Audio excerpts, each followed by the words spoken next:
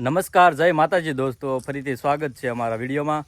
તો આજનું વાતાવરણ જો પાછું વાદળછાયું વાતાવરણ થઈ ગયું છે અને 2 દિવસથી તો બહુ તડકો હતો અને ગરમી પણ હતી. તો આજે તો ગરમી છે પણ વાદળછાયું વાતાવરણ છે. વાદળા જો કેવા વાદળા થઈ ગયા છે. અગર 2 દિવસ હાવ ઉઘાડ થઈ ગયો હતો એટલે એમ હતું કે થોડીક વરાપ નીકળે તો સિંગ ખેંચી લઈ અને સિંગે હવે પાકી ગઈ છે પણ હજી પડે છે ભીનું અને આમના થોડાક 2-3 દિવસની વરાપ રહે તો થોડું વારી જાય એટલે આપણે મગફળી ખેંચી નાખવાની છે. આજે તો પાછા વાદળા થઈ ગયા છે એટલે કાંઈ નક્કી ન કહેવાય, વરસાદ પાછો આવી પણ જાય એટલે જોઈએ.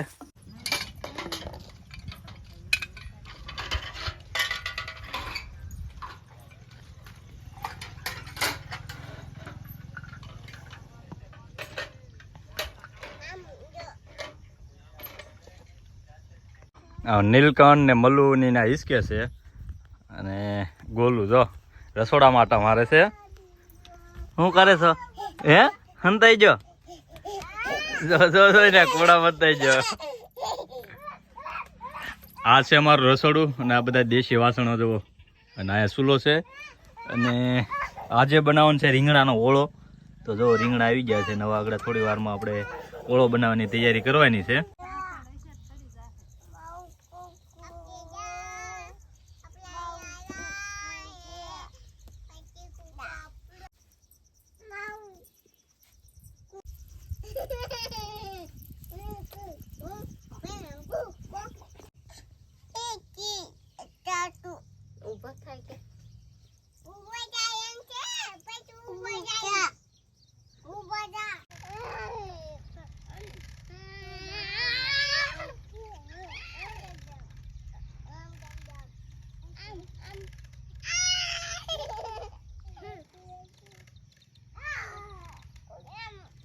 બાળકો બધા હિસકા ખાય છે અને જો હિસકો આપણે આ બાજુ બાંધી દીધો છે.